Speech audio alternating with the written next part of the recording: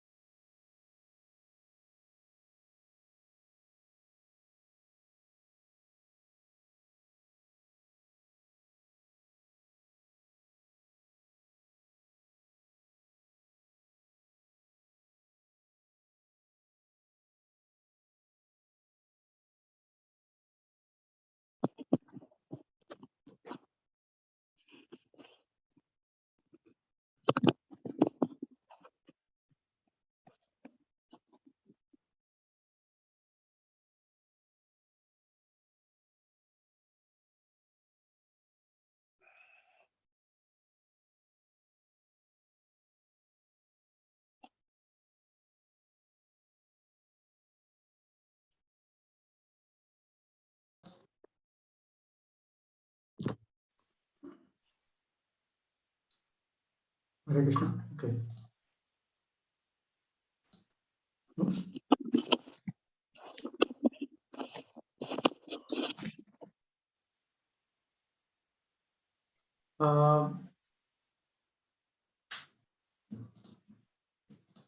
Prabhu Sundar Prabhu, my screen needs to be shared. Okay, got it.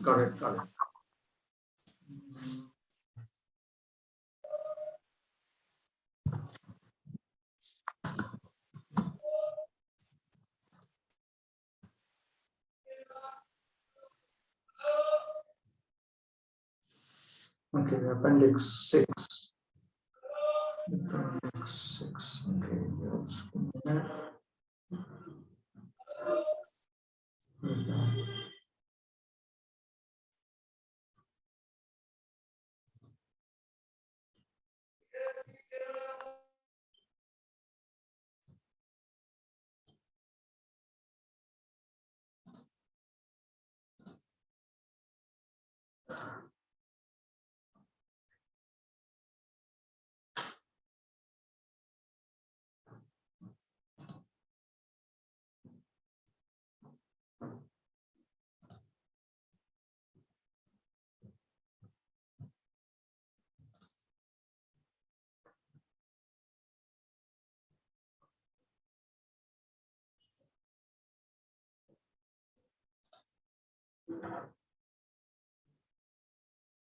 Appendix 6, actually. No, appendix 7. Okay. Yeah. From real and apparent, the voice of the soul. The awakened soul is in effect to the mind and body. I'm not identical with you. I do not want what you require. I've so long believed that I was identical with yourselves and that our interests were the same. But I now find that I am really and categorically different from you. I am made wholly of the principle of self-consciousness. Self-consciousness means being self-aware. I am aware of myself as a person who exists. My spectacles does not have the power to think that it is a pair of spectacles. While both of you are made of dead matter, being matter, you can act and be acted upon by matter under the laws of nature. Nature makes and unmakes you, but she has no power over me. I'm not benefited by your growth or harmed by your decay. You grow and decay by the laws that govern your relationships with this physical universe. Falsely identifying myself with you, I find myself compelled to suffer pain and pleasure due to physical vicissitudes, fluctuations that overtake you. I find myself unnaturally yoked, connected to your functions such as eating, drinking, producing thought, etc., etc. And I'm forced to believe them to be my own functions by which I am benefited. I shall, of course, have to stay with you as long as it is intended by providence that I should suffer the consequences of this unnatural alliance with you. I shall permit you to do only what I consider to be necessary for my well-being. That is, getting back into my natural position of free conscious existence, unhampered by the unnatural domination while longing for material enjoyment. I refuse to be any more a slave of the sensuous inclinations of the mind and body. From spiritual morality and aesthetic culture, anecdotes and atheism. In my college career, in the Calcutta Sanskrit College, I had an occasion to discuss with the then principal of the college the utility of theistic culture. He appeared to cherish the view that a man can lead a moral life independently of theistic culture. In other words, he seemed to believe that one can be moral and he can be atheistic. He does not have to worship the supreme Godhead. I took exception to the proposition and asserted that morality divorced from theistic culture is only another name for the doctrine of convenience and enjoyment by which neither individual nor social good can be attained. On another occasion, when I had been to the place of late Pandit Ishwar Chandra Vidyasagar, he said to us, "You see, my friends, when I have no actual experience about Godhead or about his real self, then even taking it for granted that he exists, if I make any statements about him, and if he proves to be unlike what I say in all sincerity, I should certainly run the risk of being taken to task by him after my death. For that reason, I do not like to enter into any discussions about God with anybody, but only give ordinary moral instructions which I understand and act up to myself." The great theist who was present. Just a minute. It's okay. It's okay. It's okay. It's okay. Fine.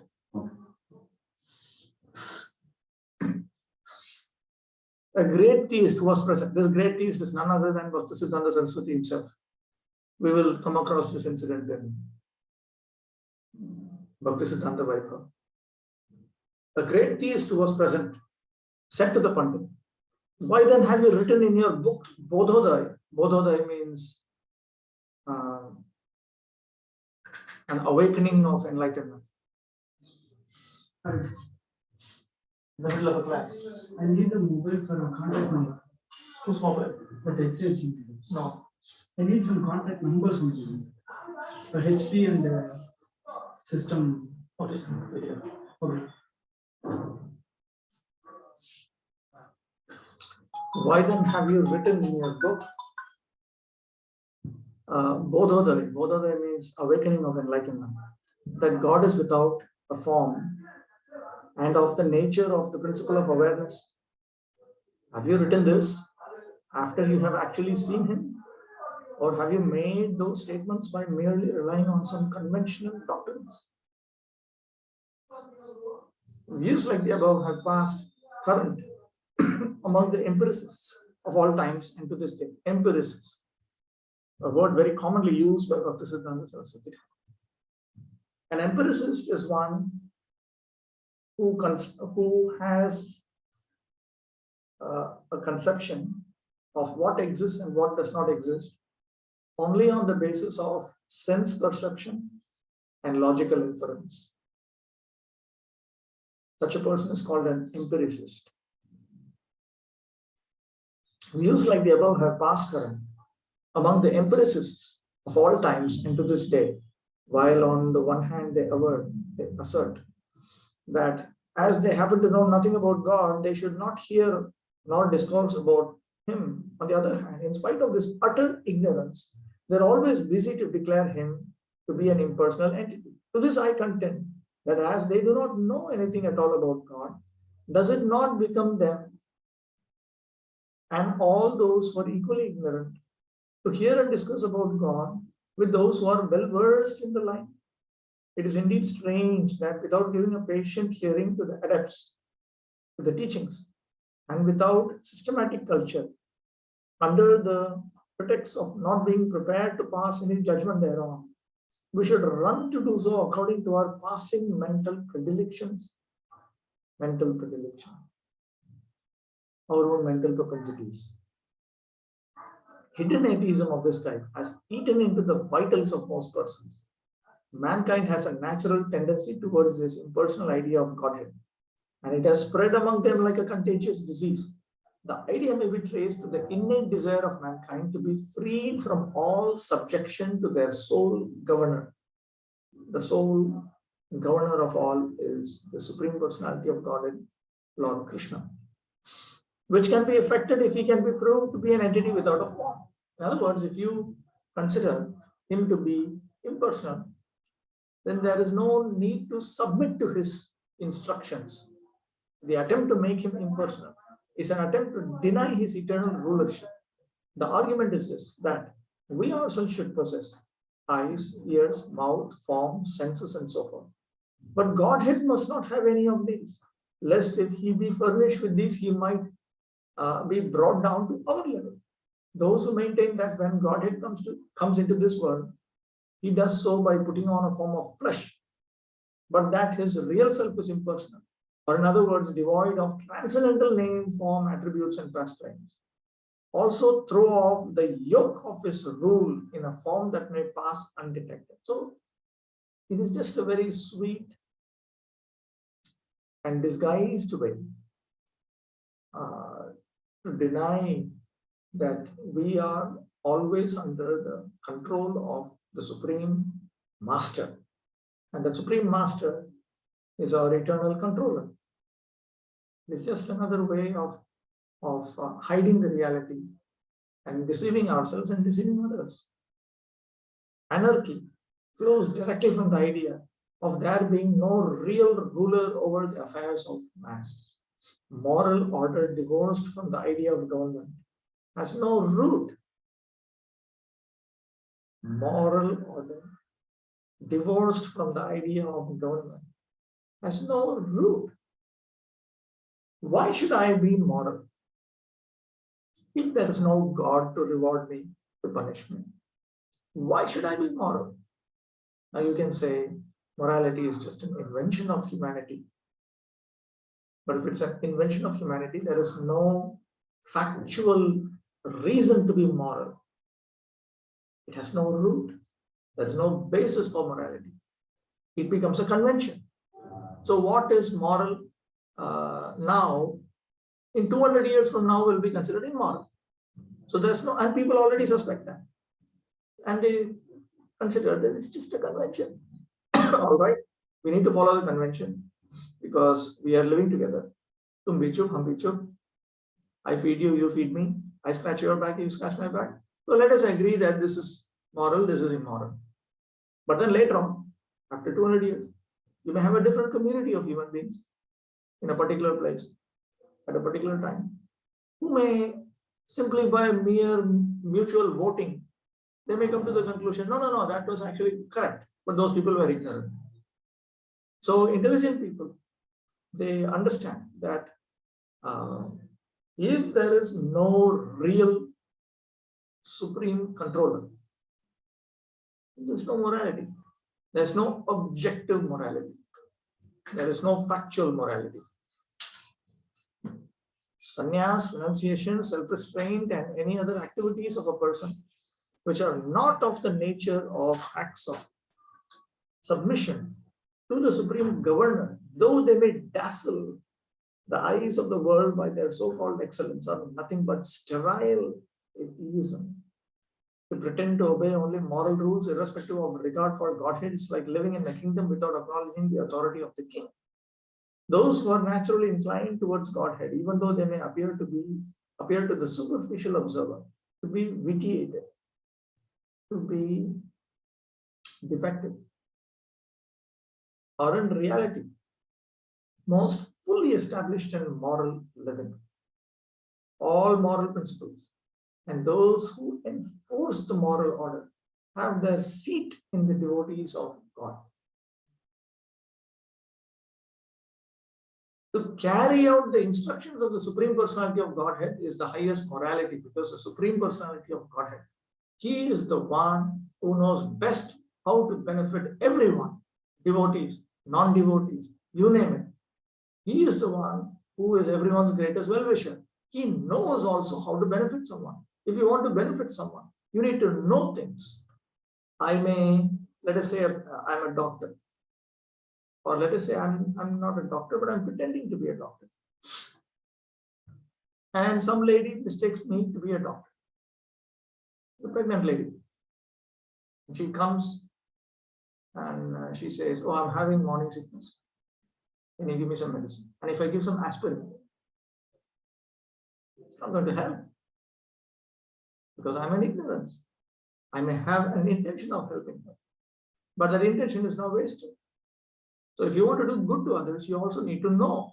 And the person who knows the best about everything in space and in time, about every individual's past, every individual's future, is that one Supreme Personality of God. So He knows best what is good for everyone. And therefore, He is the most moral person. And therefore, to obey Him is the supreme morality. So if instead of making futile, dissociated attempts for the cultivation of conventional morality, the attention of a person if the attention of a person be directed to the service of Godhead, all real morality and good qualities will be found concomitant thereto, will automatically come. We all know the history of Mrigari. Comes in Chaitanya Charitamrita, Lord Chaitanya Mahaprabhu's explanation about the Atmarama verse. He was a psychopath, wanted to half kill animals, simply wants to torture animals. And he was deriving great happiness from that also. Somehow he came across Sri Narada Muni, and somehow he submitted to Sri Narada Muni also. What did Narada Muni do? Did he give some classes on anger management? He didn't do anything like that. He engaged him in devotional service unto the Supreme Lord. He told him, you must sit and chant the holy names of Krishna. You must offer respects to Tulasi. You must stop everything else. Actually, even before teaching this, the first thing he said was, he said you should stop your occupation. Basically, you should stop working for money. Just stop it. That's it. No need to. Just do what I say. Everything will be provided for you. And Mrigari accepted that. He accepted that. So he and his wife, they gave everything that they had in charity also to Brahmanas and Vaishnavas.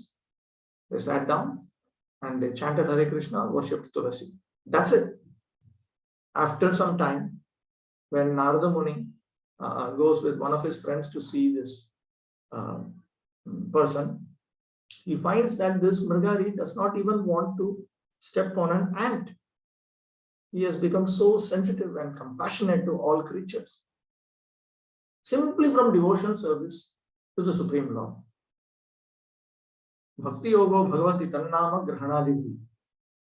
Bhakti Yoga to the Supreme Personality of Godhead begins with uttering His holy names. So he did that and he developed this good quality. In fact, every time we do this, if we honestly try to avoid sinful activities and offenses and increase the quality and quantity of chanting, and we engage in the other items of devotional service amongst the 64 items of devotional service to the best possible extent, you will notice that you yourself will become moral naturally. In the presence of sunlight, if you take an object and place it in sunlight, it will develop some warmth, because that warmth is an effect of the hot rays of the sun. The sun is very hot. This object will not become as hot as the sun, but it will attain some heat. Similarly, in the presence of Krishna's name, form, qualities, pastimes, when we access Krishna's name, form, qualities, pastimes with submission, then we become impacted by the Supreme Lord. So the Supreme Lord is supremely moral. We can never ever become as moral as him. We cannot become as moral as Krishna. But we will develop some morality which itself is outstanding in material existence. That is why he says here, all moral principles and those who enforce the moral order have their seat in the devotees of God. Devotion has always the first place, in as much as every good is concomitant to it. All goodness is found in pure devotional service unto the lotus feet of Lord Sri Krishna. Devotion is the meaning of all morality, and the real devotees of God are never immoral, not even in their dreams. Therefore, Vishnu Chakravarti Thakur also says in his explanation to Apichet Suduracharo verse, he notes that the next verse says, Chipram bhavati dharmatma, shashvat chantim nigacchati, kaunteya pratijanihi, name bhakta pranashyati. Chipram bhavati dharmatma, he immediately becomes a righteous soul. Quickly he becomes a righteous soul. And Vishnu Chakravarti Thakur points out, Lord Krishna did not say, quickly he will become a righteous soul, using the future tense. And that he will soon attain everlasting peace. He says, no, he attains everlasting peace. Present tense, not future tense. 2 times. Why does he say that? It's because that is the effect of engaging in exclusive pure devotional service. If he does not do that, then from that we understand that he was not a pure devotee in the first place, and that his engagement in immorality was not accidental in the first place. In which case we understand he is a religious hypocrite. That person is not a first-class devotee. He is not a first-class sadhaka even. That is why he said, real devotees of God are never immoral, not even in their dreams. From spiritual morality and aesthetic culture, decorating dead bodies, there cannot be a well-imagined greater shock to the sense of beauty than the attempt to deck a corpse. The endeavor to decorate the things of this world by means of our mundane resources is very similar to the attempt to beautify a dead body. The result is a foregone conclusion. Our aesthetic favorite of this moment is discarded at the next in favor of others, who also are replaced by others in their turn. The king who lives in the most costly style has no more liking for the showy splendors of his royal state when they are not renewed than the pauper has for his old tattered rags. Familiarity breeds contempt for all things of this world on account of their inherent ugliness, which is found out on actual contact. The things in this world are inherently ugly, with temporary appearances of beauty. Poets and painters rely upon the equally futile resources of their limited imagination for masking the inherent ugliness of the conditions of mundane existence. Such imagining is not intended to lead us to the reality. This is very much so within the last 100 years. People are obsessed with unreality. Movies, novels, television series, or you name it, filled with fiction. People are obsessed with fiction. Fiction means unreality. It's not real. They want to forget reality. It's because if we engage in too much sense enjoyment, we become frustrated. And then when we become frustrated, then we turn to all kinds of things. We turn to drugs, sex, all this kind of fiction, to forget reality due to extreme internal frustration. To such an extent that they cannot even voice it out. But that imagination is not going to help us come to terms with reality. Such imagining is not intended to lead us to the reality. Goldsmith truly hit the function of the worldly poet and artist when he declared, that their wisdom consisted in innocently amusing the imagination in this dream of life. The imagination does not want anything that is not new and also not its liking. And its liking is ever directed downward to its kindred point of the flesh of the corpse. It is not possible even for the imagination to deceive itself regarding the naturally loathsome character of the dead body. Loathsome. Body is not by itself very wholesome, interesting. The ultimate source of its inspiration. The imagination of man is no more competent judge of his real aesthetic needs than his scientific acumen. Both are directed to mundane objectives, which are essentially ugly and unwholesome. There can be no abiding value in poetry unless both the poet and his surroundings are radically changed into entities that do not irresistibly and unaesthetically drag us down to the most rotten things of this world. It is no true poetry that seeks to disguise this fact by the external embellishments of rhyme and vocabulary, of rhythm and vocabulary. Such ingenuity can only amuse those to whom it is a novelty, and can do so only till the trick does not grow stale. It is the logical nemesis, destruction of this state of things that commerce is rapidly getting hold of every department of this make-believe aesthetics. Make-believe aesthetic. Imaginary usage of fine arts. The tailor is making the man because, strangely enough, man wants to be made by him in seeming despair of any better alternative. The tailor is making the man. A man judges himself according to how he dresses and how others dress. From Brahma Samhita and the beginning of transcendental plane of amorous love, the materialistic demeanor, endeavor, cannot possibly stretch to the transcendental autocrat. The transcendental autocrat is Lord Sri Krishna, who is ever inviting the fallen conditioned souls to associate with him through devotion or eternal serving mode. Devotion means submissive devotion. Manmana bhava madbhakto madhyaji mam namaskuru. This is devotional service.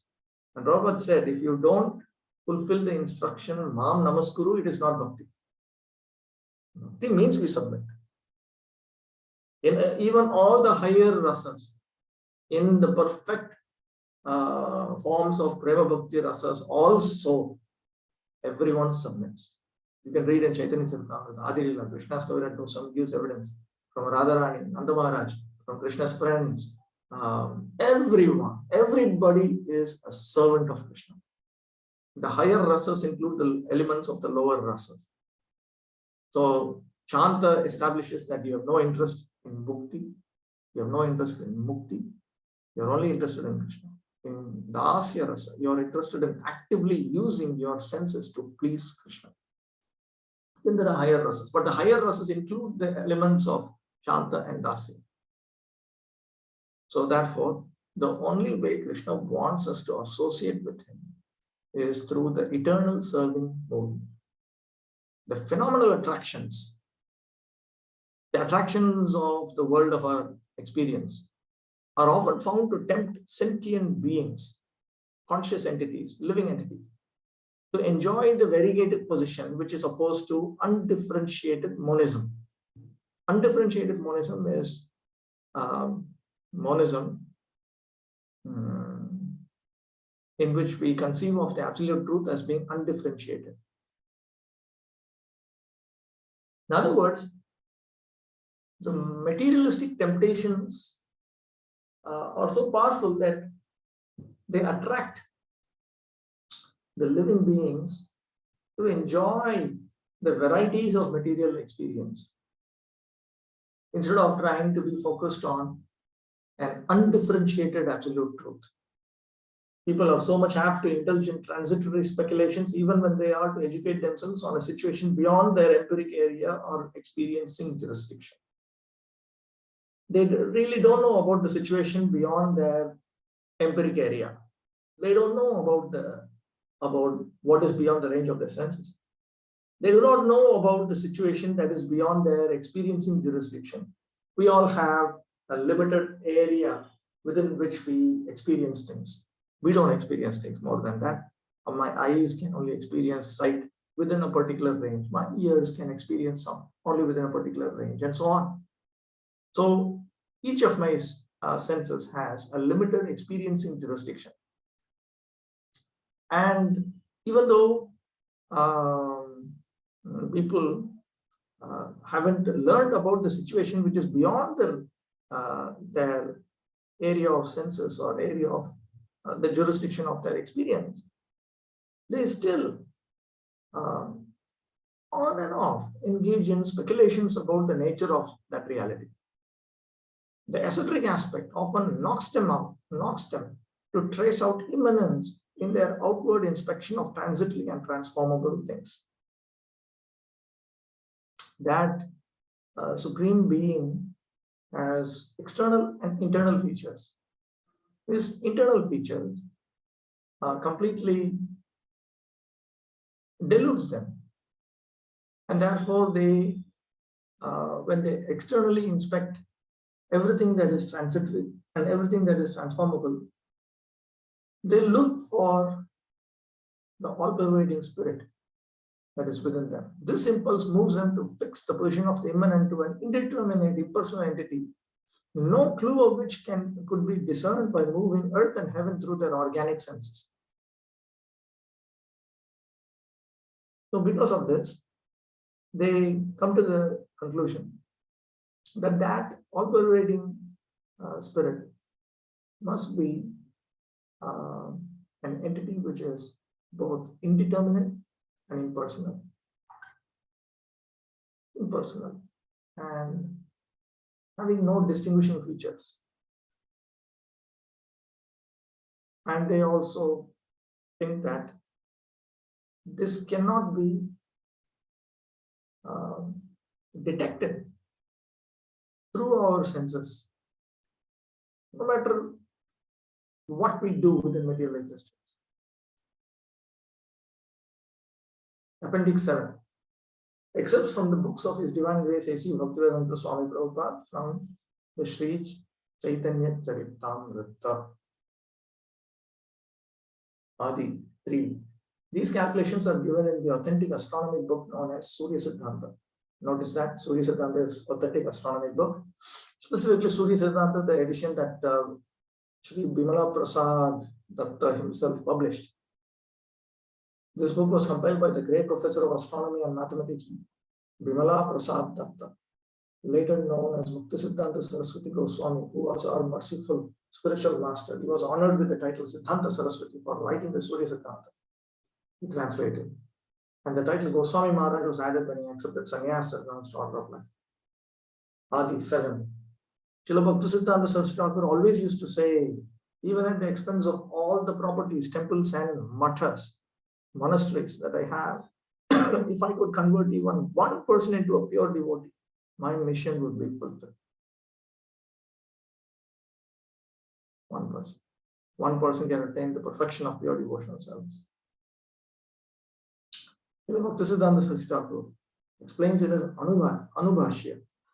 A person who has attracted the attention of the spiritual master by his sincere service likes to dance and chant with similarly developed Krishna conscious devotees. The spiritual master authorizes such a devotee to deliver fallen souls in all parts of the world. Those who are not advanced prefer to chant the Hare Krishna mantra in a solitary place. Such activities constitute, in the language of Srila Bhaktisiddhanta Saraswati Thakur, a type of cheating process, in the sense that they imitate the activities of exalted persons like Haridas Thakur. One should not attempt to imitate such exalted devotees. Rather, everyone should endeavor to preach the cult of Sri Chaitanya Mahaprabhu in all parts of the world and thus become successful in spiritual life. This is certainly cheating, because even Haridas Thakur was preaching. He was chanting 192 rounds per day when he was preaching.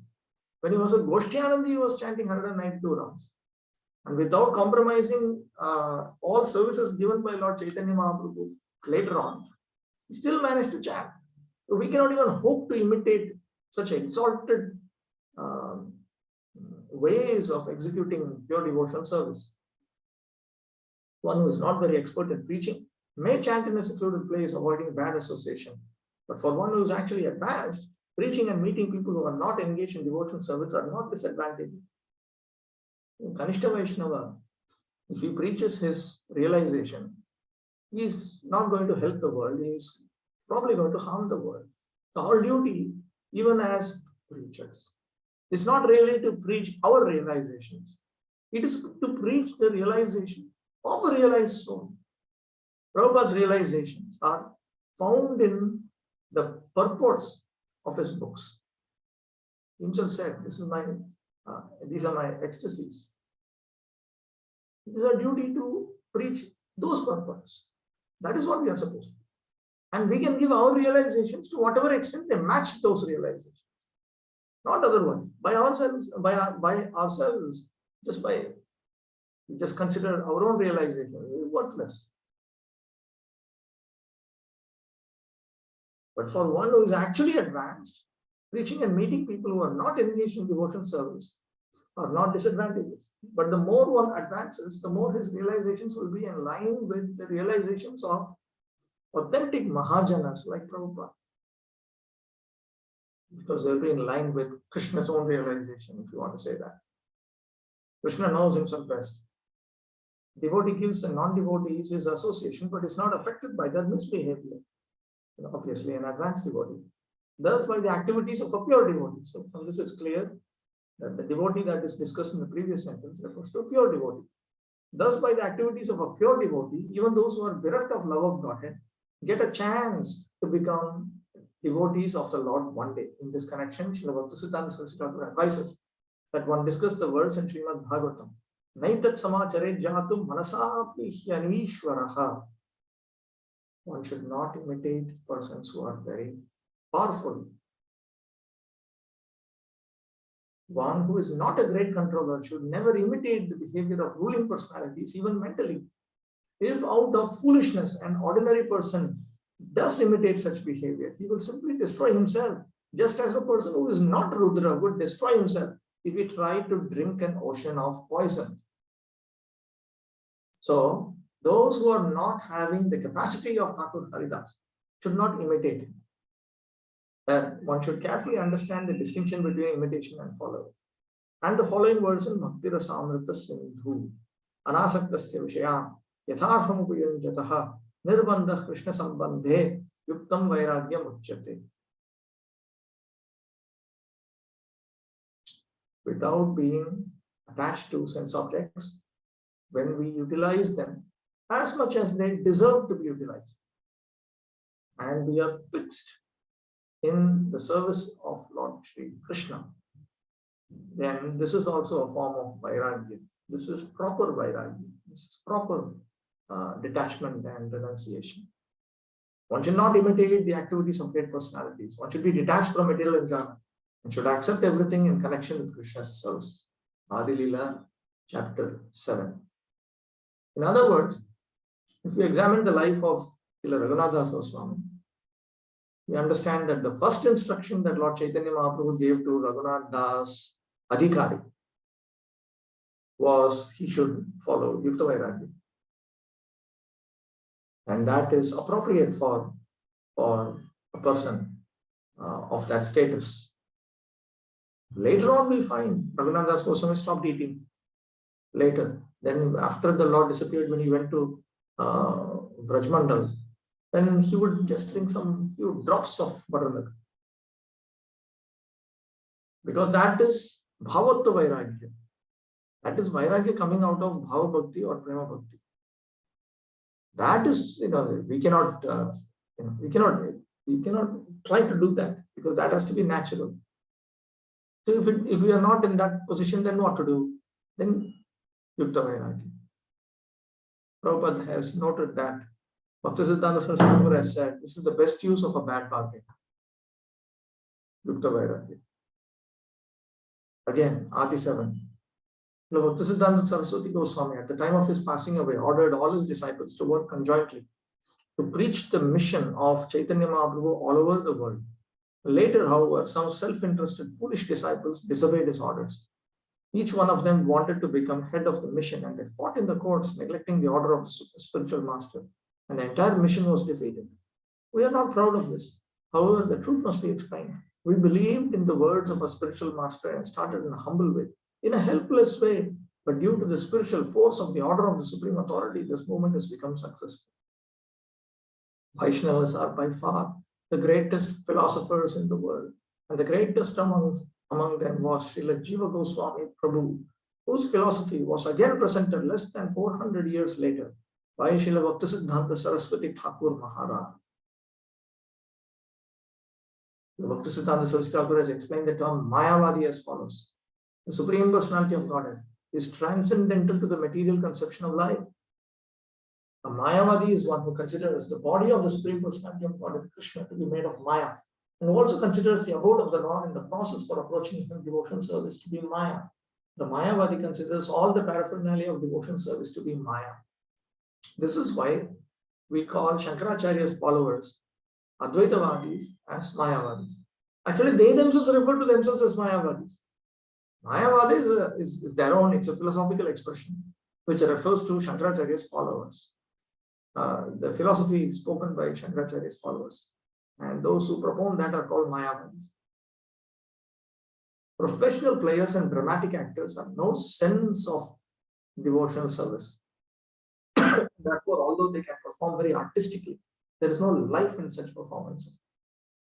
Srila Bhaktisiddhanta Saraswati Thakur used to refer to such an actor as Jatra Dole Narada, which means fascicial Narada. A Narada in a drama. Sometimes an actor in a drama plays a part of Narada Muni, although in his private life, he is not at all like Narada Muni because he is not a devotee. Such actors are not needed in dramatic performances about the lives of Sri Chaitanya Mahaprabhu and Lord Krishna. Purity. Preaching without purity is very harmful. This is from Adi Leela chapter 10.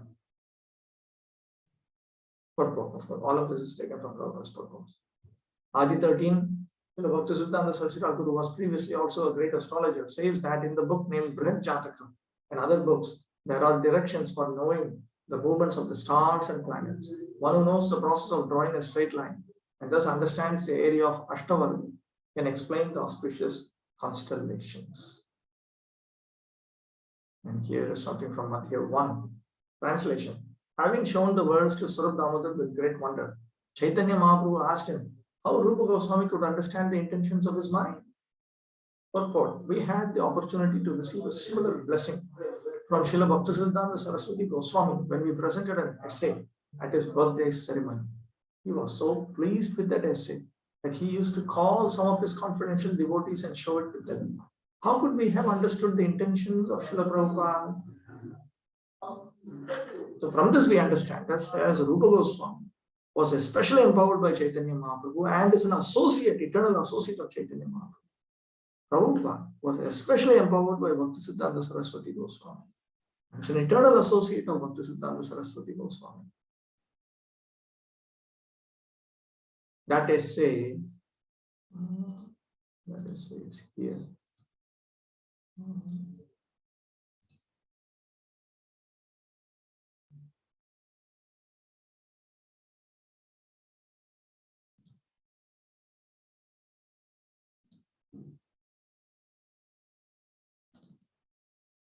This is the essay. The absolute necessity of a spiritual master. Very nice. Really good.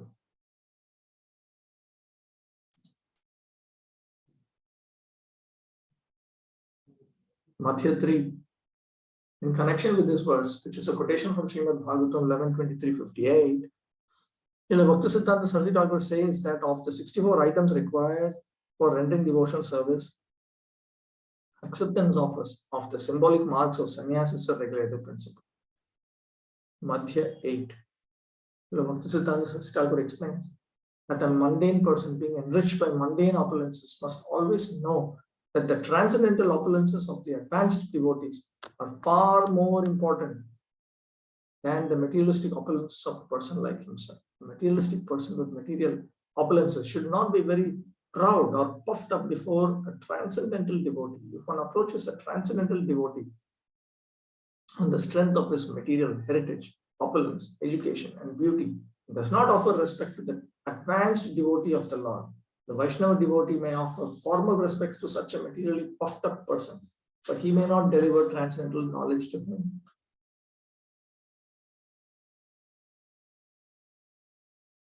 Madhya 11. Thus Sri Chaitanya Mahaprabhu gave different persons different orders. Consequently, one should not try to imitate the behavior of Haridas Thakur without being ordered by Sri Chaitanya Mahaprabhu or his representative. This specifically refers to Lord Chaitanya Mahaprabhu instructing Haridas Thakur to sit under Siddhabhakam, at Siddhabhakam, and simply chant. This is the Lord's own instruction. The same Lord who wants preaching to happen. He also knows how it should be executed. Part of the preaching mission is to showcase ideal devotees. For instance, Lord Chaitanya Mahaprabhu ordered Rupa Goswami and Sanatana Goswami to go and preach. Bhaktivinoda Thakur notes that Lord Chaitanya Mahaprabhu did not give any money. He did not make any financial arrangements or the equivalent for Rupa Goswami and Sanatana Goswami. Preaching means you have to do it out of direct renunciation and enlightenment. So the same Lord Chaitanya Mahaprabhu wanted Haridas Thakur. Actually, he wanted even Rupa Goswami, Sanatana Goswami. When they first went to Vrindavan, they simply chanting, that's all. They simply chanted. Sometimes they were singing and dancing. They forgot to eat. They forgot to sleep. And Lord Chaitanya was in Puri. And different associates would go up and down occasionally. And the Lord was very happy. And then he had already given them instructions on what should be done.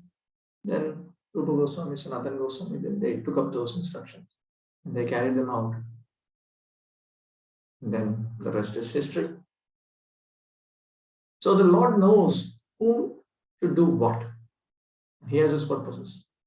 So without understanding those purposes, we prematurely try to imitate Haridas Thakur. It's disastrous. Srila Bhaktisiddhanta Saraswati Thakur condemns such imitations in this way. Dushtaman, tumi kiser Vaishnav, pratisthar tore nirjaner ghore, tava hari naam keval kaita. My dear mind, you are trying to imitate Haridas Thakur and chant the Hare Krishna mantra in a secluded place, but you are not worth being called a Vaishnava, because what you want is cheap popularity and not the actual qualifications of Haridas Thakur. If you want to actually become qualified like Haridas Thakur and you carry out his instructions, that's fine. That's fine. But if you want cheap popularity, you want to imitate Haridas Thakur, that is not at all fine. The desire for reputation is something that really irritates the Supreme Personality of God. If you try to imitate him, you will fall down, or your neophyte position will cause you to think of women and money. Thus, you will fall into the clutches of Maya, and your so-called chanting in a secluded place will bring about your downfall. Madhya 10. Bhaktisiddhanta Saraswati Thakur points out that because there are many permanent residents in holy places who do not precisely follow the rules and regulations governing living in a sacred place, exalted devotees have to go to these places to reclaim them. Madhya 9. The Bhaktisiddhanta Saraswati Thakur remarks, the impersonalists imagine some forms of the absolute truth through the direct perception of their senses. The impersonalists worship such imaginary forms, but neither Srimad Bhagavatam nor Sri Chaitanya Charitamrita accepts the sense gratificatory worship to be of any spiritual significance. That's in a purport in Madhya 9. For Srila Saraswati Thakur's explanation of the mystery of Sri Chaitanya Mahaprabhu's cleansing of the Gundicha temple, please see Madhya chapter 12, 64 to 68 pages, which it's so important. It's my duty to take it up.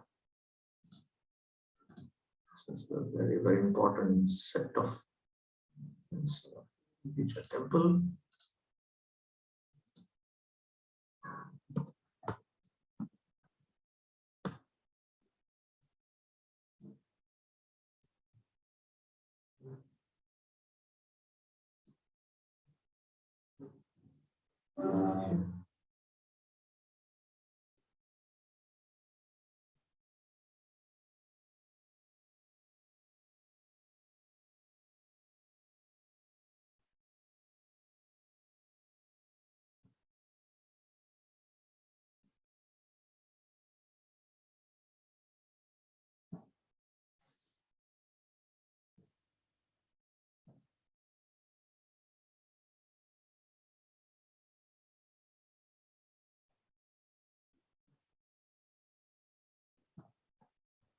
This is an important section here.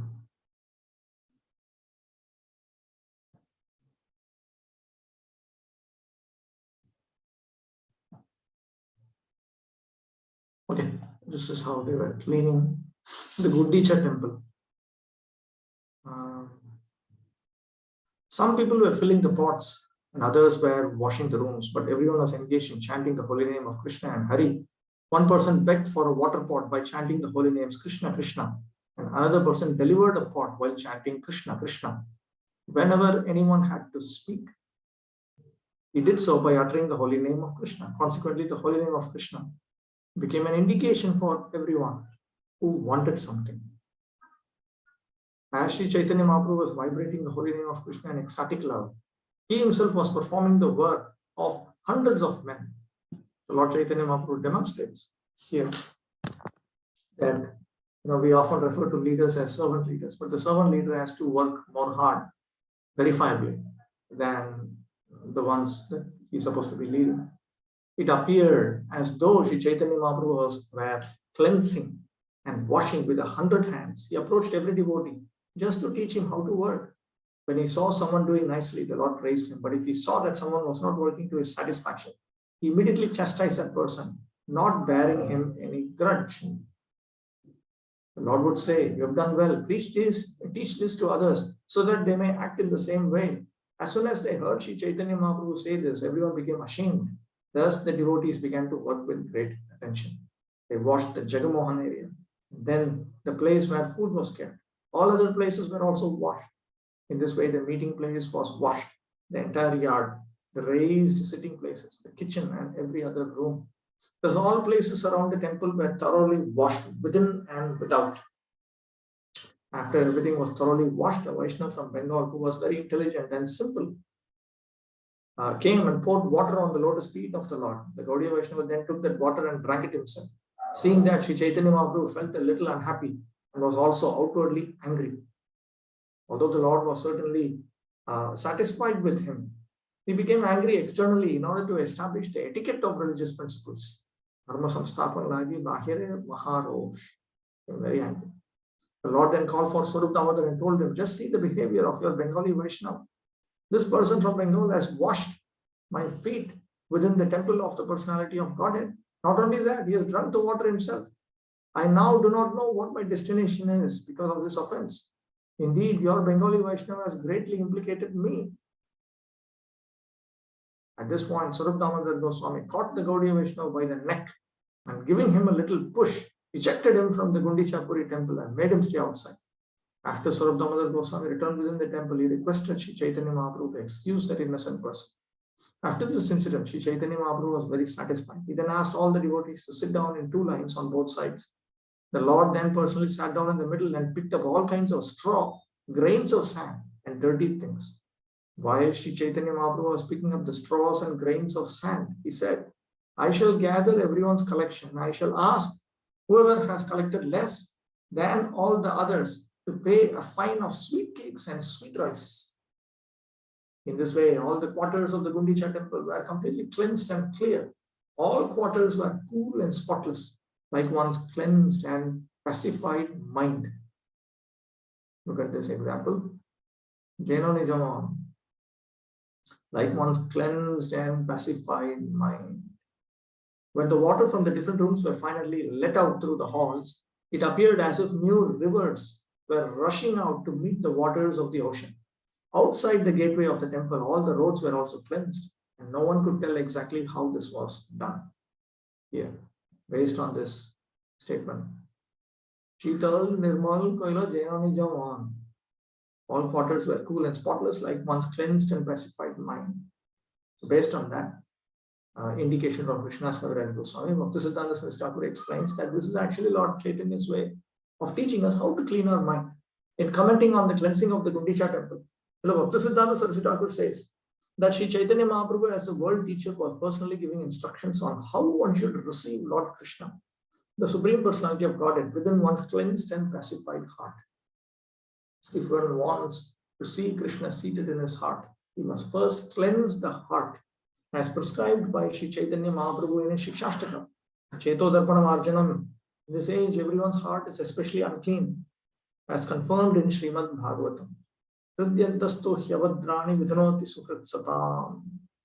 To wash away all dirty things accumulated within the heart, Sri Chaitanya Mahaprabhu advised everyone to chant the Hare Krishna mantra. The first result will be that the heart is cleansed. Cheto Darpanam Arjanam. Similarly, Srimad Bhagavatam confirms this statement. Shinvatam Swakatha Krishna Punya Shravana Kirtana Hridyantasto Hyabhadrani Vithanoti Sukrit Satam. Sri Krishna, the personality of Godhead, who is the Paramatma, super soul in everyone's heart and the benefactor of the truthful devotee, cleanses desire for material enjoyment from the heart of the devotee who relishes his messages, which are in themselves virtuous when properly heard and chanted. If a devotee at all wants to cleanse his heart, he must chant and hear the glories of the Lord, Sri Krishna. This is a simple process. Krishna himself will help cleanse the heart because he is already seated there. Krishna wants to continue living within the heart, and the Lord wants to give directions, but one has to keep his heart as clean as Lord Chaitanya Mahaprabhu kept the Gundicha temple. Lust, anger, greed, pride, envy, delusion. These are all contaminations. And it is our duty to keep our heart clean. The devotee, therefore, has to cleanse his heart just as the Lord cleansed the Gundicha temple. In this way, one can be pacified and enriched in devotion service. If the heart is filled with straw, grains of sand, weeds, or dust, or in other words, anyabhilasha purna, filled with hankerings other than to progress on the pathway of pure devotion service towards the perfection of pure devotion service, one cannot enthrone the Supreme Personality of Godhead there in the heart. The heart must be cleansed of all material motives brought about through fruitive work, karma, speculative knowledge, jnana, the mystic yoga system, yoga, and so many other forms of so-called meditation. The heart must be cleansed without ulterior motive. Notice that. This is the second time he's talking about motive. As Srila Rupa Goswami says, Anya Vilashita Shunyam Jnana Karmadhyana Avritam. In other words, there should not be any external motive. In other words, I must engage in Navavidha Bhakti in order to attain Krishna Prema, with which my Navavidha Bhakti will be most pleasing to Krishna. That is the goal, that is the means, that is also the goal. Any other motive means a desire for dhanam. I want to be respected by non-devotees. I want to be respected by devotees. I want people under me. Dhanam refers to opulences of various kinds. Janam refers to followers, subordinates. Sundarim, Kavitam. Sundarim can be taken to refer to marital partner who is externally and internally beautiful. Kavitam refers to scholarship, the desire to become a scholar, the desire to become learned. These are all anyabhilashi. These are all other desires. Even the desire for liberation, it is not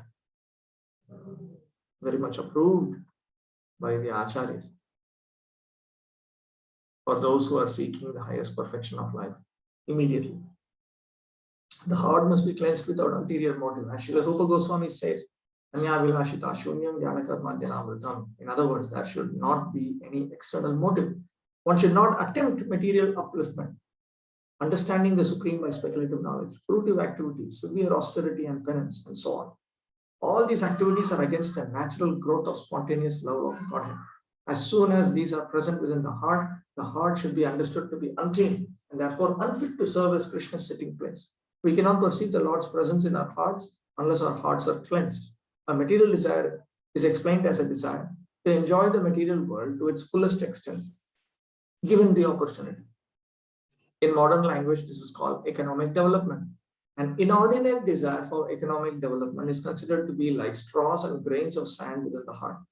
If one is overly engaged in material activity, the heart will always remain disturbed, as stated by Narottam Das Thakur.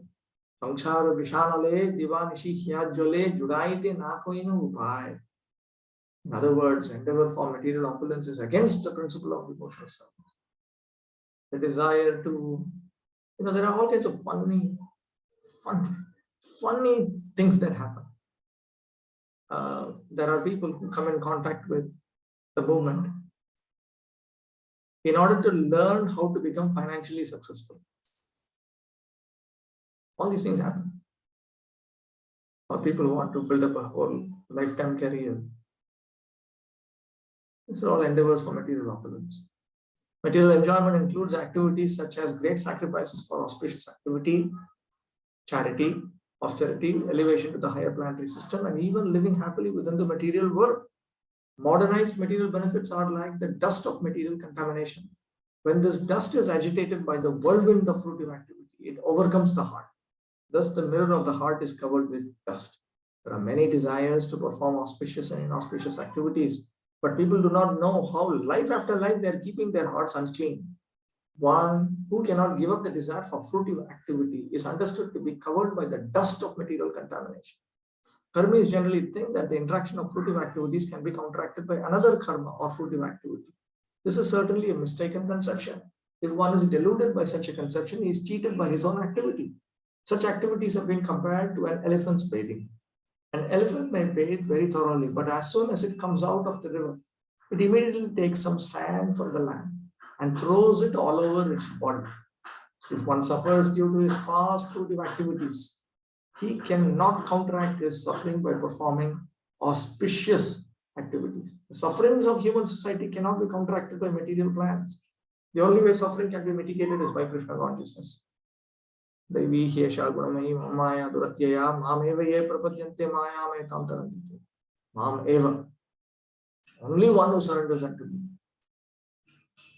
When one takes to Krishna consciousness and engages himself in the devotion service of the Lord, beginning with chanting and hearing the glories of the Lord, the cleansing of the heart begins. When the heart is actually cleansed, one can clearly see the Lord sitting there without any disturbance. So one can clearly see the Lord without any disturbance. In Srimad Bhagavatam, the Lord confirms that he sits within the heart of the pure devotee. Sadhavam hridayam mahyam sadhunam hridayam tvaham. Impersonal speculation, monism, merging into the existence of the Supreme, speculative knowledge, mystic yoga, and meditation are all compared to grains of sand. They simply cause irritation to the heart. No one can satisfy the Supreme Personality of Godhead by such activities. Nor do we give the Lord a chance to sit in our hearts peacefully. Rather, the Lord is simply disturbed by them. Sometimes yogis and jnanis in the beginning take to the chanting of the Hare Krishna Mahamantra as a way to begin their various practices. But their motives are very different. But when they falsely think that they've attained release from the bondage of material existence, they give up chanting. They do not consider that the ultimate goal is the form of the Lord or the name of the Lord. Such unfortunate creatures are never favored by the Supreme Personality of Godhead, for they do not know what devotional service is. Lord Krishna describes them in the Bhagavad Gita in this way. Tanaham vishitah kruran samsareshu naradhama Shipam yajasram ashubhan asurishveva yonishu. Those who are envious and mischievous, who are the lowest among men, are perpetually cast into the ocean of material existence, into various demoniac species of life. Anyone who avoids surrendering unto the Supreme Lord is a Naradhama. Notice the word Naradhama here also. lowest among mankind. That is why they get that. By his practical example, Sri Chaitanya Mahaprabhu has shown us that all the grains of sand must be picked up thoroughly and thrown outside. Sri Chaitanya Mahaprabhu also cleansed the outside of the temple, fearing that the grains of sand would again come within. In this connection, Srila Bhaktisiddhanta Saraswati Thakur explains that even though one may become free from the desire for fruitive activity, sometimes the subtle desire for fruitive activity again comes into being within the heart. One often thinks of conducting business to improve devotional activity, but the contamination is so strong that it may later develop into misunderstanding, described as kutinati, fault finding, and pratisthasha, the desire for name and fame and for high position, jiva himsa, envy of other living entities, nishiddhacha, accepting things forbidden in the Shastra, calm, desire for material gain, and puja, hankering for popularity. The word kutinati means duplicity. So that fault finding means fault finding due to duplicity. Being duplicitous. Now putting on a show of being a very, very nice person while having some other motive in the background. This is simply not acceptable to Chaitanya Mahaprabhu. He did not approve of duplicity in his service also. As an example of pratisthasha, one may attempt to imitate Srila Haridas Thakur by living in a solitary place. One's real desire may be for name and fame. In other words, one thinks that fools will accept one to be as good as Haridas Thakur just because one lives in a solitary place. Similarly, I will add that just by doing some big so-called preaching, that also I may be doing it just for name and fame. Oh, why only Prabhupada is glorified? Why only such a great disciple or follower of Prabhupada? Why my spiritual master and so on are glorified? I should also be glorified. This is another foolish idea. The desire to imitate a perfect Vaishnava, whether he has been engaged as a Bhajananandi or Goshtyanandi by the Supreme Lord, the desire is simply wrong. It is downgrading. One's real desire may be for name and fame. In other words, one thinks that fools will accept one to be as good as Haridas Thakur just because one lives in a solitary place. These are all material desires. A neophyte devotee is certain to be attacked by other material desires as well, namely desires for women and money. In this way, the heart is again filled with dirty things and becomes harder and harder, like that of a materialist. Hard. You often hear this expression. Hard-hearted. What does hard-hearted mean? Hard-hearted means you are not interested in pure devotional service to Krishna. Soft-hearted means you are eager to please Krishna. You are eager to serve Krishna. You are eager to do whatever will make Krishna happy. Gradually, one desires to become a reputed devotee or an avatar incarnation. This is how it pushes you. The word jiva himsa, envy of other living entities, actually means stopping the preaching of Krishna consciousness. This is why Prabhupada was so irritated when his Guru Maharaj's mission collapsed just because of infighting. We can continue quarreling, but how can you stop the preaching? Preaching work is described as paropakara, welfare activity for others. Those who are ignorant of the benefits of devotion service must be educated by preaching. If one stops preaching and simply sits down in a solitary place, he is engaging in material activity. If one desires to make a compromise with the Mayavadis, he is also engaged in material activity. Preaching means no compromise with Mayavada. Not even using Mayavada in order to preach Krishna, nothing of that nature. A devotee should never make compromises with non-devotees. By acting as a professional guru, mystic yogi, or miracle man, one may cheat and bluff the general public and gain fame as a wonderful mystic. But all this is considered to be dust, straw, and grains of sand within the heart. In addition, one should follow the regulated principles and not desire illicit sex, gambling, intoxicants, or meat. To give us practical instructions, Lord Sri Chaitanya Mahaprabhu cleansed the temple twice. His second cleansing was more thorough. The idea was to throw away all the stumbling blocks on the path of devotional service, cleanse the temple with firm conviction, as is evident from his using his own personal garments for cleaning. Sri Chaitanya Mahaprabhu wanted to see personally that the temple was thoroughly cleansed to the standard of clean marble. Clean marble gives a cooling effect. Devotional service means attaining peace from all disturbances caused by material contamination. In other words, it is the process by which the mind is cooled. The mind can be peaceful and thoroughly cleansed when one no longer desires anything but devotional service. Even though all dirty things may be cleansed away, sometimes subtle desires remain in the mind for impersonalism, monism, success, and the four principles of religious activity, dharma, artha, kama, and moksha. Kama is the lowest, artha is higher, dharma is higher, moksha is the highest. All these are like spots on a clean cloth. The Chaitanya Mahaprabhu also wanted to cleanse all these away. By his practical activity, Sri Chaitanya Mahaprabhu informed us how to cleanse our hearts. Once the heart is cleansed, we should invite Lord Sri Krishna to sit down, and we should observe the festival by distributing prasadam and chanting the Hare Krishna Maha Mantra. Sri Chaitanya Mahaprabhu used to teach each devotee by his personal behavior. Everyone who spreads the cult of Sri Chaitanya Mahaprabhu accepts a similar responsibility. The Lord was personally chastising and praising individuals in the course of the cleaning. And those who are engaged as acharyas must learn from Sri Chaitanya Mahaprabhu how to train devotees by personal example. The Lord was very pleased with those who could cleanse the temple by taking out undesirable things accumulated within. This is called anartha nivritti, cleansing the heart of all unwanted things. Thus, the cleansing of the Gundicha Mandir was conducted by Sri Chaitanya Mahaprabhu to let us know how the heart should be cleansed and soothed to receive Lord Sri Krishna and enable him to sit within the heart without disturbance. This is from Siddhanta Saraswati Thakur. Prabhupada's paraphrase. Bhaktisiddhanta Saraswati Thakur says that any Vaishnava who is constantly chanting the holy name of the Lord should be considered to have attained the second platform of Vaishnavism. Such a devotee is superior to a neophyte Vaishnava who has just learned to chant the holy name of the Lord.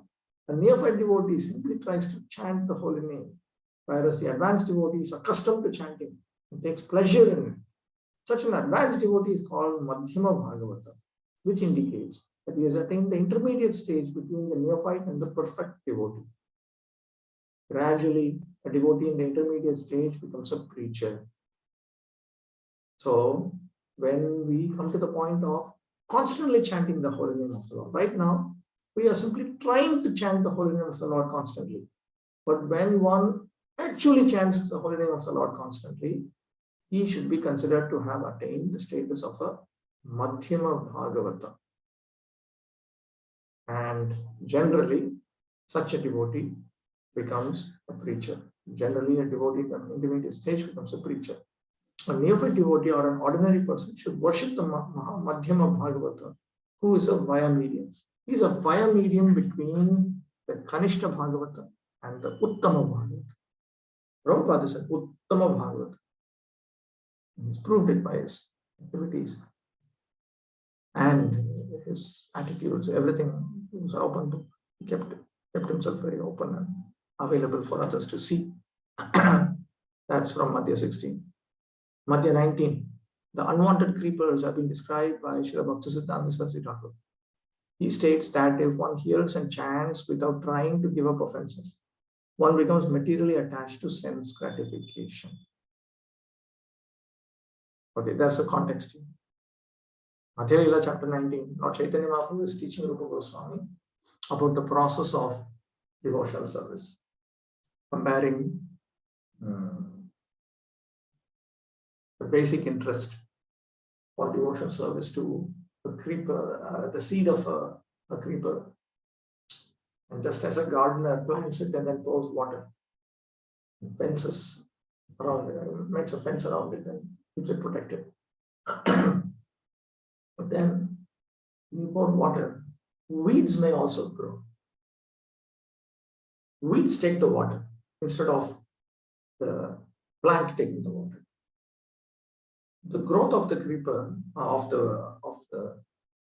creeper is now being challenged by the growth of the weeds, because the weeds are taking the water that are being poured. So that pouring the water is compared to Shravanam Kirtanam in that context. So if we don't remove those creepers, then the creepers will cover over the plant, and then the plant will be unable to grow. It will choke to death.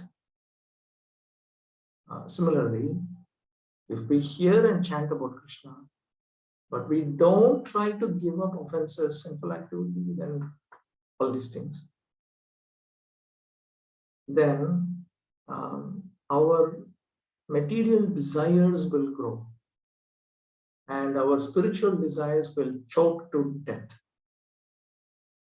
He states that if one hears and chants without trying to give up offenses, one becomes materially attached to sense gratification. One may also desire freedom from material bondage like the Mayavadis, or one may become attached to the Yoga Siddhi and desire wonderful yogic powers. If one is attached to wonderful material activities, one is called Siddhi Lobhi, greedy for material perfection. One may also be victimized by diplomatic or crooked behavior, or one may associate with women for illicit sex. Others may make a show of devotional service like the Prakrita Sahajiyas, or one may try to support his philosophy by joining some caste or identifying himself with a certain dynasty, claiming a monopoly on spiritual advancement. Thus, with the support of family tradition, one may become a pseudo-guru or so-called spiritual master. One may become attached to the four sinful activities, illicit sex, intoxication, gambling, and meat eating. Or one may consider a Vaishnava to belong to a mundane caste or creed. One may consider Vaishnavas in terms of birth, thinking one a Brahman Vaishnava, a Shudra Vaishnava, a Mleccha Vaishnava, and so on, all based on birth. One may also try to carry out a professional business while chanting the Hare Krishna mantra or reading Srimad Bhagavatam, or one may try to increase its monetary strength by illegal means. Illegal means. Now, Chaitanya Mahaprabhu has shown by his direct example how grihasthas should be pure and how grihatyagis should be pure. For grihatyagis is severely chastised and punished, Chota Haridas. For the grihasthas is severely chastised. Gopinath Patana, who was none other than a brother of Ramananda Rai himself. Ramananda Rai's brother, Gopinath Patanaik, he had some financial irregularities. That too, it was the government money. And he was about to be killed. Lord Chaitanya Mahaprabhu said, yes, it is appropriate that he should be killed. And in fact, the entire family was put in jail. But they were all chanting. And Lord Chaitanya was happy when he got to know that they were all chanting in the jail. Lord, he would not compromise on this. Continuously kept on saying, it is simply wrong. It's wrong. How can you steal the government money? It is wrong. So therefore, Bhaktisiddhanta Saraswati Thakur also brings up this point. One may try to increase his monetary strength by illegal means. Simply unacceptable to Lord Chaitanya Mahaprabhu. Simply unacceptable. One may also try to be a cheap Vaishnava by chanting in a secluded place for material adoration. Or one may desire mundane reputation by making compromises with non-devotees. I preach my stuff, you preach your stuff, you be benefited, I be benefited. And it's overall it's good. You get your stuff, I get my stuff. This is compromised preaching with non-devotees. Compromising one's philosophy or spiritual life, or one may become a supporter of a hereditary caste system. All these are pitfalls of personal sense gratification. Just to cheat some innocent people, one makes a show of advanced spiritual life and becomes known as a sadhu, mahatma, or religious person. All this means that the so-called devotee has become victimized by all these unwanted creepers, and that the real creeper of Bhaktilata Bij has been stunted. Again, Madhya 19. It is certainly not good to write literature for money or reputation, but to write books and publish them for the enlightenment of the general populace is a real service to the Lord. That was Srila Bhaktisiddhanta Saraswati's opinion. And he specifically told his disciples to write books. He actually preferred to publish books rather than establish temples. Temple construction is meant for the general populace and neophyte devotees. But the business of advanced and empowered devotees is to write books, publish them, and distribute them widely. According to Bhaktisiddhanta Saraswati Thakur, distributing literature is like playing on a great mridanga. Consequently, we always request members of the International Society for Krishna Consciousness to publish as many books as possible and distribute them widely throughout the world. It may be a matter of surprise that all of Prabhupada's books have not been translated into the various languages of the world. So this task still remains. We need to publish Prabhupada's books in all the languages of the world, and we need to have them widely distributed. Most important service. This is an activity that pleases Prabhupada the most.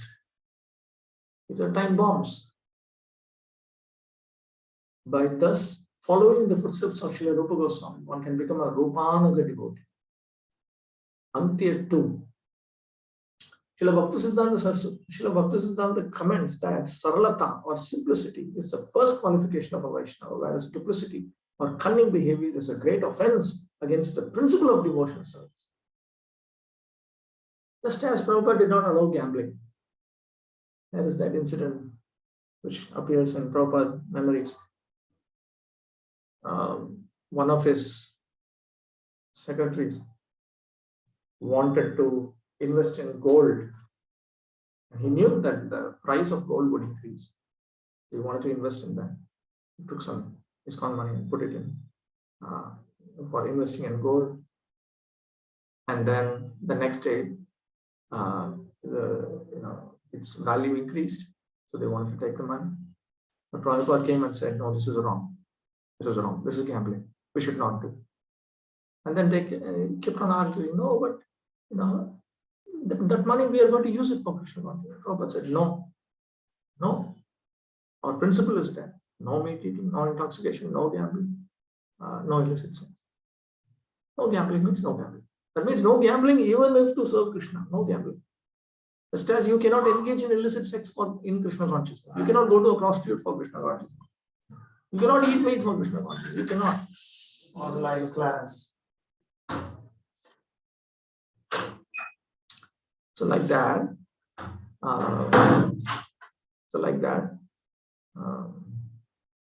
there are simply duplicity, cunning behavior, simply cannot be used in Krishna service, that's all.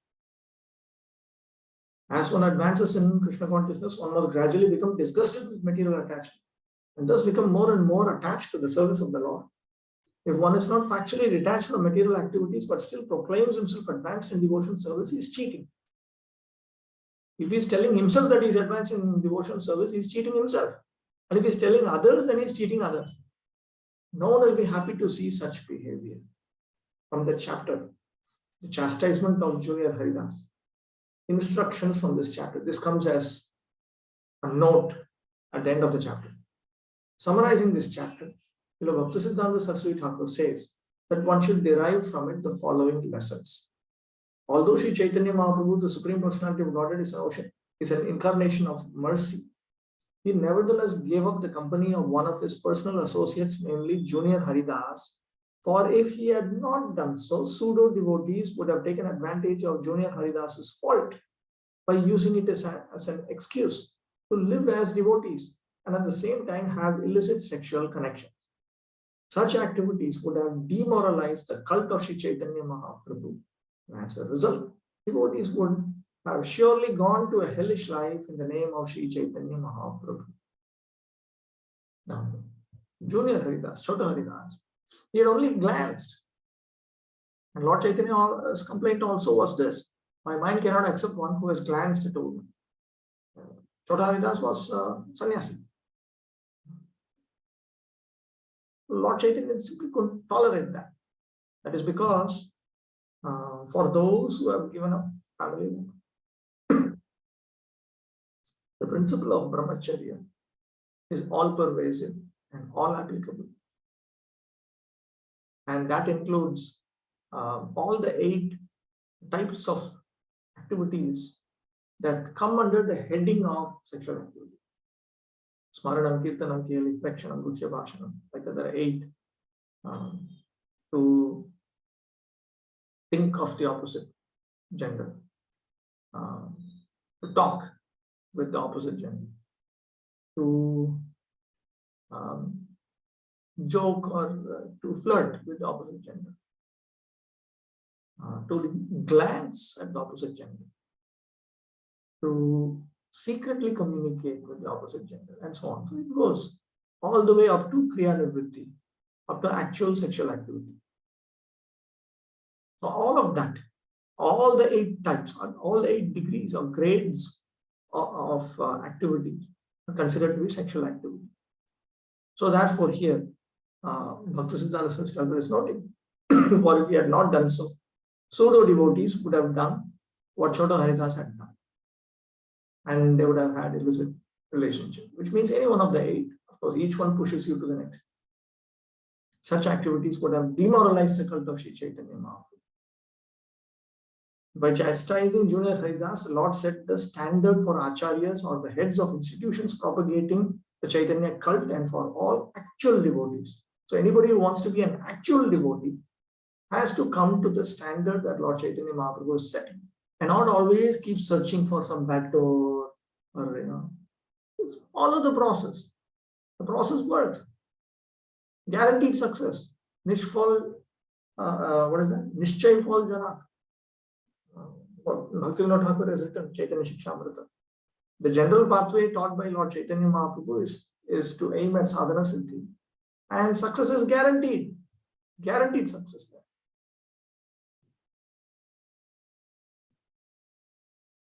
Sri Chaitanya Mahaprabhu wanted to maintain the highest standard. Sri Chaitanya Mahaprabhu instructed that a pure devotee should be simple and free from sinful activities. Simple means non-duplicitous, non-diplomatic. For thus one can be his bona fide servant. Non-duplicitous, non-diplomatic means to be honest and truthful. Not try to be smart. Oh, I'm doing this for Vaishnava's pleasure, for my Guru's pleasure, for Lord Chaitanya's pleasure. It's all craziness. Not acceptable to the Supreme Personality of Godhead. Sri Chaitanya Mahaprabhu taught his followers how to observe the renounced orders strictly. Sri Chaitanya Mahaprabhu wanted to prove that his devotees are exalted and that their character is ideal. He kindly accepts his faithful devotees and teaches them how much tribulation and disturbance can be produced by even a slight deviation from the strict principles of devotional life. By chastising Junior Haridas, Sri Chaitanya Mahaprabhu exhibited his mercy toward him, thus showing how elevated was Junior Haridas's devotion for him. Because of this transcendental relationship, the Lord corrected even a slight offense committed by his pure devotee. Therefore, one who wants to be a pure devotee of Sri Chaitanya Mahaprabhu should give up all material sense gratification. Otherwise, the lotus feet of Sri Chaitanya Mahaprabhu are very difficult to attain. If one dies in such a celebrated holy place as Prayag, Mathura, or Vrindavan, one can be relieved of the reactions to sinful life and then attain the shelter of the Supreme Personality of Godhead. As long as we are afflicted by the reactions of sinful life, reactions to sinful life, we cannot attain the shelter of the Supreme Personality of Godhead. But even when we die in a celebrated holy place like Prayag, Mathura, or Vrindavan, one can be relieved of these reactions, then attain the shelter of the Supreme Personality of Godhead. Although a pure or faithful devotee may fall down, he nevertheless ultimately gets the chance to go back home, back to Godhead by the mercy of the Lord. That's from Antya 2. So Bhaktisiddhanta Saraswati Thakur comments on this incident as follows. This is, okay, let me take it out.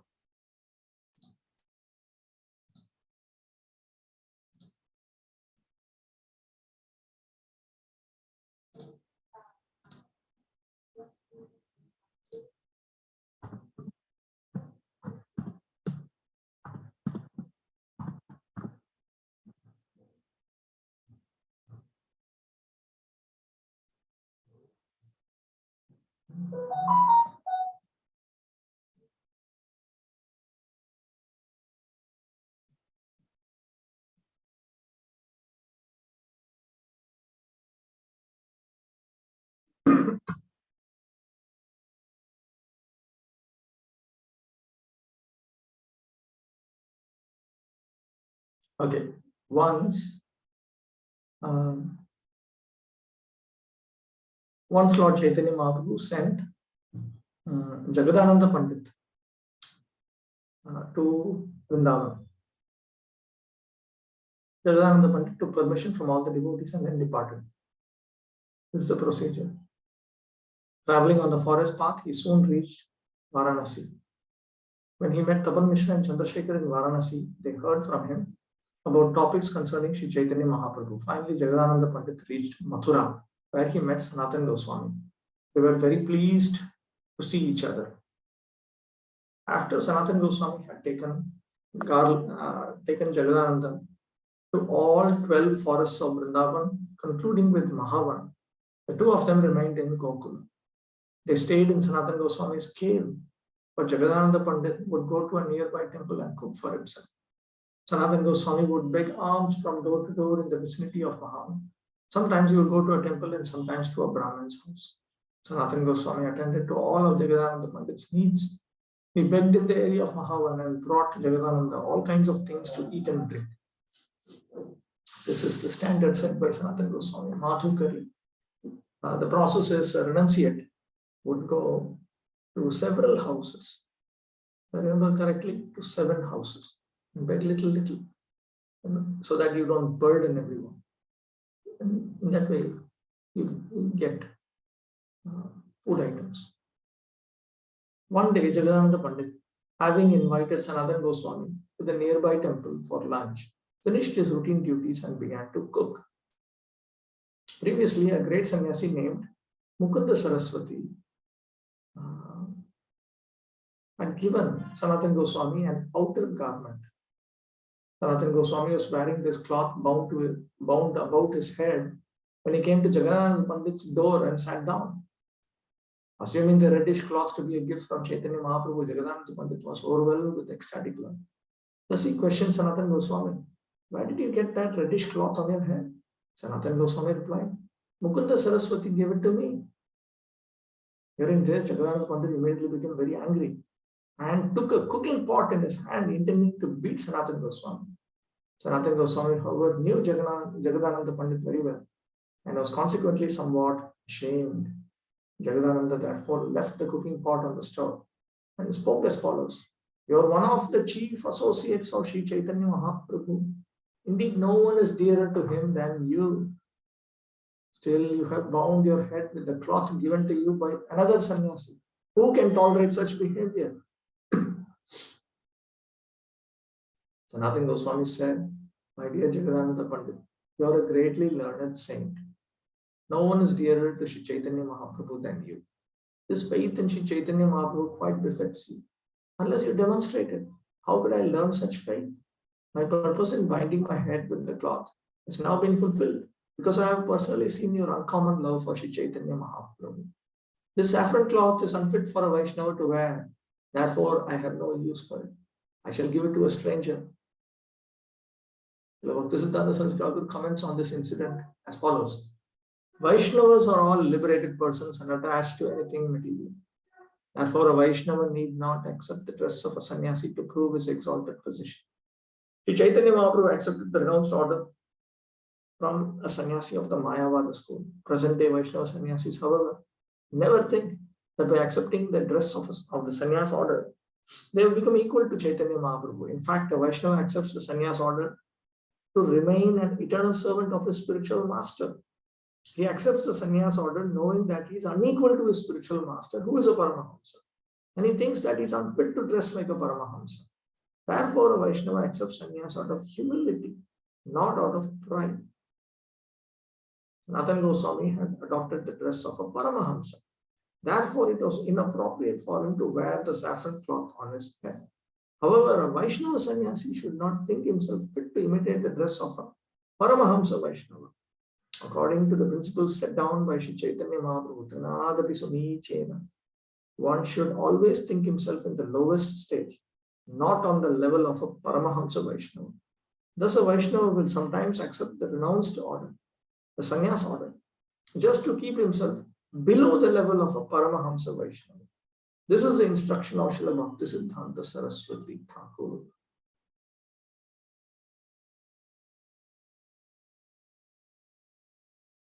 Okay. Just this.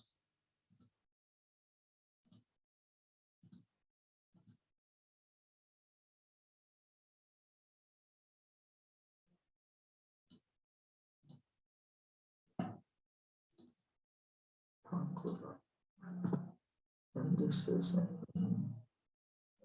appendix 7.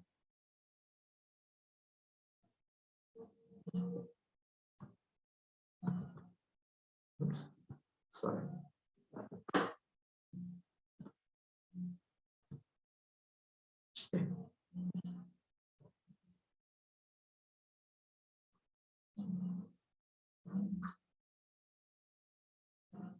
Okay, any questions?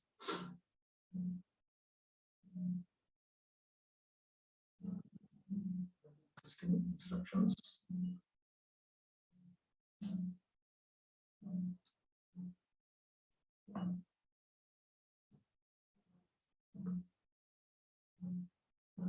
Okay, no questions. Okay, then we can